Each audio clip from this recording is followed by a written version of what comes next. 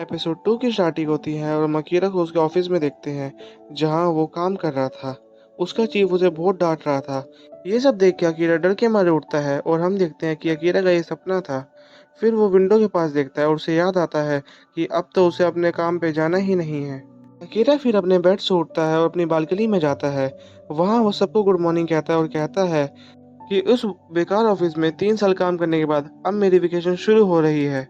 Akira फिर अपने पूरे घर की सफाई करने लगता है और उसके कमरे में जितने भी गार्बेज बैग थे वो ज़ोंबियों पे फेंकने लगता है। पूरे घर की सफाई करने के बाद अकीरा को बहुत अच्छा लगता है और इसके बाद अकीरा अपने फ्रिज में से एक बियर निकालता है। इतने सालों बाद सुबह के टाइम पे बियर पी के अकीरा को बहुत अच्छा लगता है। इसके बाद हम न्यूज़ देखते हैं, जिसमें न्यूज़ एंकर बताती है कि पूरे जापान की हालत बहुत बुरी है और अब इंटरनेट भी अच्छी तरह से काम नहीं कर रहा है और गवर्नमेंट समझ ही नहीं पा रही कि अब उन्हें क्या करना चाहिए और हमारे ऑफिस में भी अब ज़ॉम्बी आने लग रहे हैं। इसके बाद सीन कट होता है और हम अकीरा को देखते हैं, जो कहता है कि सच्ची में इस दुनिया की बहुत बुरी हद हो चुकी है।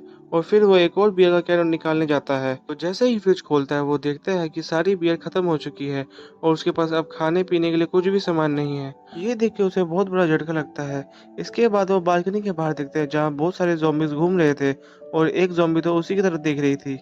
ये देख के अकीरा डर जाता है। फिर वो जैसे ही बियर गैंग की तरफ देखता है, वो सोचता है कि अब कुछ भी हो उसे बियर लानी ही होगी। फिर सीन कट होता है और हम एक कपल को देखते हैं जो डरे हुए थे।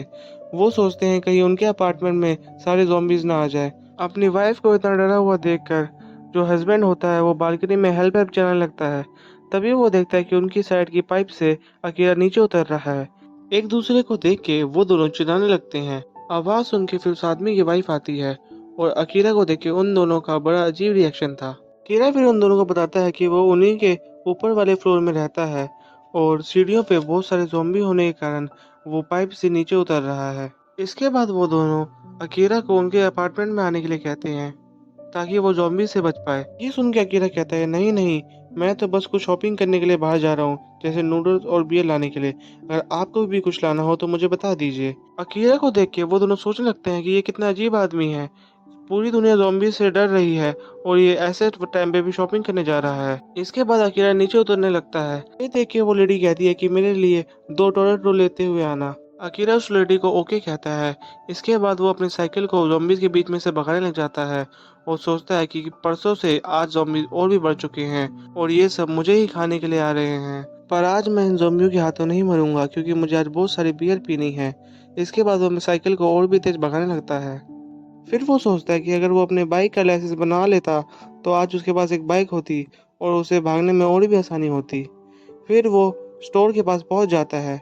हम देखते हैं वहाँ पे एक साइकिल होती है जिसके ऊपर कैमरा लगा होता है और वो स्टोर के बाहर सब कुछ रिकॉर्ड कर रहा होता है। अकीरा फिर स्टोर में घुसता है और बियर बियर गाते हुए बियर को लेने जाता है। तभी वो देखता है कि स्टोर के अंदर एक लड़की है जो उसी की तरह एक सर्वाइवर है। अकीरा मन में सोच रहा होता है कि उसे नहीं लगा था कि सिटी में उसके सिवा भी कोई सर्वाइवर होगा। इसके बाद अकीरा के माइंड में एकदम से आता है कि वो कैसे बेवकूफ़ों की तरह स्टोर में बियर बियर गाते हुए आ रहा था और अब ये मेरे बारे में क्या सोचेगी। अकीरा फिर थोड़ी बात करने की कोशिश करता है और कहता है, तुम भी यहाँ शॉपिंग करने आई हो? वैसे ज़ॉम्बी से बचते हुए यहाँ आने में बहुत मुश्किल होती है और वैसे मैं भी यहाँ पे आने वाला नहीं था, पर मेरी बियर खत्म हो गई थी इसलिए मुझे यहाँ पे आना पड़ा। लड़की उसकी बातों का बिना जवाब दिए हुए वहां से जाने लगती है। अकीरा फिर कहता है कि हमारा मिलना वैसे थोड़ा सा अजीब था, पर क्या तुम मुझे अपना कॉन्टैक्ट नंबर दे सकती हो? फिर वो लड़की कहती है कि तुम मेरी तरह नहीं हो, इसे ये भी नहीं पता कि उसकी प्रायोरिटी इस टाइम पे क्या होनी चाहिए। तुमसे टीम अप करना एक बेवकूफ़ी होगी, क्योंकि तुमने अंदर आते हुए ये भी नहीं सोचा कि अगर तुम गेट बंद नहीं करते तो उस गेट से ज़ॉम्बी भी आ सकते हैं। फिर हम देखते हैं वहाँ ज़ॉम्बी घुसने लगते हैं। ज़ॉम्बी को देख के अकीरा उस लड़की के आगे आ जाता है, पर वो लड़की अकीरा को खींच के वापस पीछे कर देती है और हम देखते हैं वहाँ पे एक ट्रक घुस जाता है जो सारे ज़ॉम्बीज़ को मार देता है। अकीरा उस लड़की को ही देख रहा था। वैसे मैं बता दूं कि उस लड़की को पहले से ही पता था कि यहाँ पे ट्रक आने वाला है, जो उसने अपने कैमरे में से देख लिया था। इसके बाद वो लड़की वहां से उठ के जाने लगती है। अकीरा उसका नाम पूछता है, पर उससे पहले ही वो लड़की वहां से चली जाती है। अकीरा देखता है कि उसकी बाइसाइकिल भी अब टूट चुकी है और वो वहां से भागने लगता है। तभी वहां वो एक स्कूटी देखता है जिसके अंदर चाबी लगी हुई थी और उसे लेके वो वहां से निकल जाता है। अकीरा के फिर दिमाग में आता है कि जो लोग ट्रैफिक में फंस गए होंगे और रश आवर के टाइम पे उन्होंने ज़ॉम्बी देखा होगा, तो वो अपनी गाड़ी की चाबी वहीं छोड़ के भाग गए होंगे। इसी वजह से काफ़ी गाड़ियां रोडों के आसपास खड़ी हुई होंगी। अकीरा फिर जा ही रहा होता है, तभी उसे उसकी एक फेवरेट बाइक दिखती है। फिर वो कहता है कि मेरी ज़िंदगी में अब एक अल्टीमेट अपग्रेड हुआ है, मेरे पास बाइक आ चुकी है। उसके बाद अकीरा उस बाइक को दौड़ाते हुए ज़ॉम्बी के ऊपर से उछालता है। धीरे-धीरे शाम हो जाती है और अकीरा अपने अपार्टमेंट में पहुँचता है। फिर पाइप से चढ़ते हुए जैसे ही वो मिस्टर कोसाका के अपार्टमेंट में आता है, तो वहाँ हर जगह खून देख के वो समझ जाता है कि अब मिस्टर और मिसेस कोसाका नहीं रहे। बाय द वे, मिसेस और मिस्टर कोसाका वही हैं जिससे अकीरा सुबह मिला था। इसके बाद वो अपने अपार्टमेंट में जाता है और बहुत सारे बियर पीता है। इसके बाद अकीरा कहता है कि वो आज मर सकता है या 60 साल बाद मर सकता है। वो सोचता है कि उसने अपनी पूरी लाइफ में अपने मनपसंद का कोई भी काम नहीं किया और जब भी उसका मन करता था तो वो उसे टाल देता था, पर अब वो नहीं टालेगा। इसके बाद वो अपनी कॉपी के अंदर चीज़ें लिखने लगता है, जैसे कि वो ज़ॉम्बी के हाथों नहीं मरेगा और वो अब अपने सारे मनपसंद काम करेगा जो वो पहले नहीं कर पाया, और वो अपना 3 साल का वेकेशन प्लान करेगा और जैसे-जैसे वो चीज़ें लिखता रहता है, उसे काटता रहता है जो वो पूरी कर चुका है। ऐसा करते-करते वो 30 चीज़ें लिख लेता है। इसके बाद वो सोचता है कि अब वो क्या करे? फिर वो 31st थिंग लिखता है, जिसमें वो लिखता है कि वो अपने गाँव जाएगा और अपने पेरेंट्स से मिलेगा और उनके साथ अपना टाइम बिताएगा।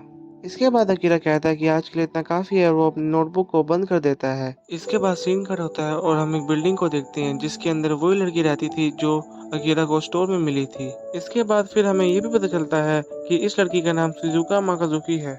और फिर हम ये भी देख पाते हैं कि शिज़ुका अपने आप को फिट रखने के लिए काफ़ी सारा वर्कआउट करती है और मेडिसिन खाती है ताकि वो फिट रह सके।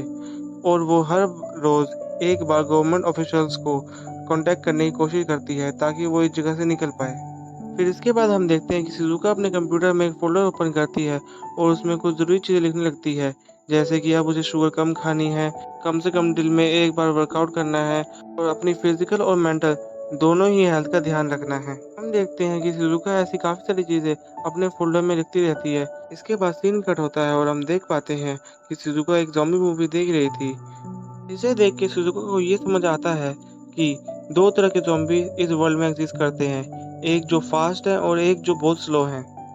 इसके बाद हम ये भी देख पाते हैं कि शिज़ुका ने काफ़ी सारी जगहों को मार्क करा हुआ था जहाँ पे ज़ॉम्बीज़ काफ़ी ज़्यादा थे।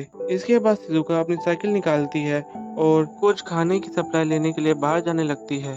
शिज़ुका स्टोर के पास पहुँच के अपनी साइकिल को सेट करती है ताकि वो ये देख पाए कि उसके पीछे से कोई ज़ॉम्बी शॉप में घुसकर उस पर अटैक ना कर दे। इसके बाद शिज़ुका स्टोर से अपने काम की चीज़ें लेने लगती है, जैसे कैमरा की बैटरी, वाटर की कुछ बोतल्स, कुछ खाने का सामान और एक्सेट्रा एक्सेट्रा। इसके बाद शिज़ुका अपने टैबलेट में देखती है जहाँ पे उसे अकेला दिखता है और वो सोचती है कि उसके सिवा भी कोई सर्वाइवर इस एरिया में बचा है।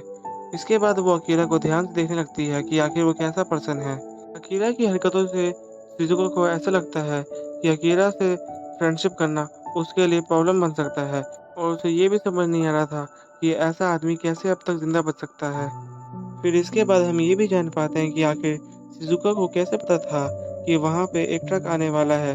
हम देख पाते हैं कि उसने अपने टैबलेट में कैमरा की मदद से पहले ही देख लिया था कि एक ट्रक उनकी तरफ आ रहा है जिसके अंदर एक ज़ॉम्बी ड्राइवर है। इसके बाद शिज़ुका को हम उसके घर में देखते हैं। घर में पहुँचने के बाद शिज़ुका सबसे पहले अपने कैमरे की चिप को कंप्यूटर में इंसर्ट करती है और ज़ॉम्बीज़ को एनालाइज़ करने लगती है। इसके बाद वो अकीरा को भी उस फुटेज में देखती है और सोचने लगती है कि आखिर ये कैसा लड़का है जिसे कुछ भी फ़र्क नहीं पड़ता कि बाहर कितनी इमरजेंसी हो रखी है और ये इस टाइम पे भी खुश है। ये देख के शिज़ुका सोचती है कि आज वो एक काफ़ी अजीब लड़के से मिली। इसके बाद वो सोचती है कि आज उसने अपने फेवरेट डेज़र्ट सकुरा मोची को छोड़ दिया ताकि वो अपने शुगर वाले टास्क को कंप्लीट कर पाए। फिर इसके बाद हम शिज़ुका की फ़ोल्डर लिस्ट देख पाते हैं जिसके अंदर वो अपने लिए टास्क लिखती है जिसका नाम है 100 things to do to avoid become a zombie. इसी सीन के साथ हमारा ये एपिसोड ख़त्म हो जाता है। Thank you for watching our video.